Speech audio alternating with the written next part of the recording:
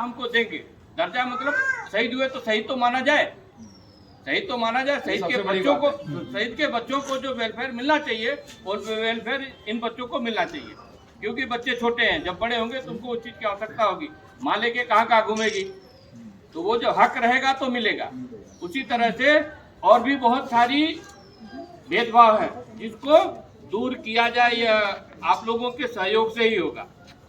तो हम ये चाहते हैं कि आप लोग इस चीज पे बढ़ावा दीजिए, उसको लाइक कीजिए, कमेंट। एक आदमी ने किया, आपके रिश्तेदार में 50 आदमी होंगे, अगर आपकी बात वो सुनेंगे, आप मानेंगे, तो 50 को और बढ़ाएंगे, तो ये पूरे देश में फैल जाएगा। ऐसे करते करते सभी के जगह फैलेगा और उतना ही उसका हमें फायदा मिलेगा।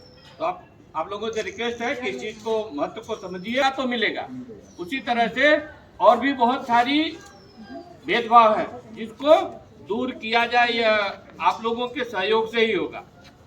तो हम ये चाहते हैं कि आप लोग इस चीज पे बढ़ावा दीजिए, उसको लाइक कीजिए, कमेंट। एक आदमी ने किया, आपके रिश्तेदार में 50 आदमी होंगे, अगर आपकी बात वो सुनेंगे, आप मानेंगे, तो 50 को और बढ़ाएंगे, तो ये पूरे देश में फैल जाएगा। ऐसे करते करते सभी के जगह फैलेगा और उतना ही उसका हमें फायदा मिलेगा।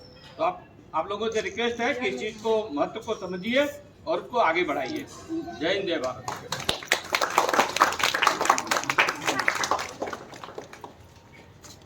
आज 26वीं जनवरी के दिन गणतंत्र दिवस क्यों मनाया जाता है, ये आप सबको पता है।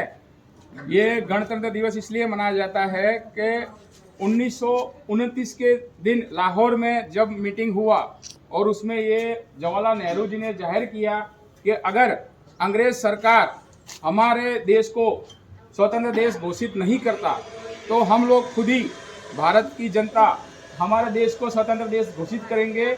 और 26वीं जनवरी को, जब तक अंग्रेज हमारे को नहीं सौंपते, तो हम 26वीं जनवरी के दिन हम गणतंत्र दिवस घोषित करेंगे, और इसलिए 26वीं जनवरी को हम गणतंत्र दिवस मनाया जाता है। दूसरा कि जब 1950 में जब भारतीय जो बंधारण हटा के संविधान को लागू किया गया, संविधान को 26वीं जनवरी को लागू किया, टाइम था सुबह 10:18 पर, और 10:24 का देश के पहले राष्ट्रपति श्री डॉक्टर राजेंद्र प्रसाद ने पहला भाषण दिया था, इसलिए ये गणतंत्र दिवस मनाया जाता है। इस उपलक्ष्य में मैं ये बात कहना चाहूँगा, सबसे बड़ी, एक तो हमारे देश के जो स्वतंत्र सेनानियों ने जो बलिदान दिया है उसको हम नकार नहीं सकते, और जिसका हम शब्द में वर्णन भी नहीं कर सकते, क्योंकि जब हमें माना जाए तो महात्मा गांधी जी बहुत पैसे वाले धनी आदमी थे, लेकिन फिर भी उन्होंने गरीब जनता को देखते हुए, आज के दिन में हम दौर में देखा जाए तो हम गाड़ी, हमारे माँ बाप की गाड़ी नहीं छोड़ते,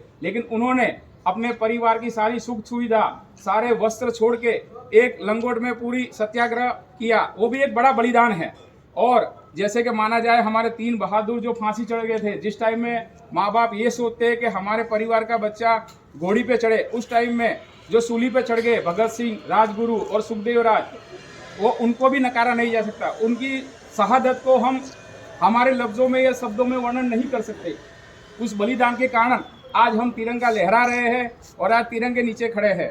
लेकिन मैं एक बात सबसे बड़ी कहना चाहूँगा कि आज हम जो वर्तमान में जो जीवन जी रहे हैं, वो पैरामिलिट्री आज फोर्स है जो बॉर्डर पे ड्यूटी करती है। जैसे हमारे विजेंद्र भाई जैसे शहीद हुए, जिसने अपना, जैसे हम लोग दिवाली, होली, सारे त्यौहार मनाते हैं, और किसके कारण हम मना रहे हैं, किसके कारण हम आज़ादी मना रहे हैं। आज आपने देखा होगा अफगानिस्तान में उग्रवादी घुस गए और अफगानिस्तान का पूरा शासन ले लिया, लेकिन हमारे देश की जो सीमा की रक्षा पैरामिलिट्री जो कर रही है, जिसके कारण आज हम सांस ले रहे हैं, ताकि हमारे परिवार के साथ हम शांति से जी रहे हैं, वो हमारे विजेंद्र भाई जैसे हैं, जिन्होंने अपना जीवन, और हम लोग हैं जिसने हमारा जीवन, जवानी पूरी देश की सीमा के लिए, हमने देश के लिए दिया है।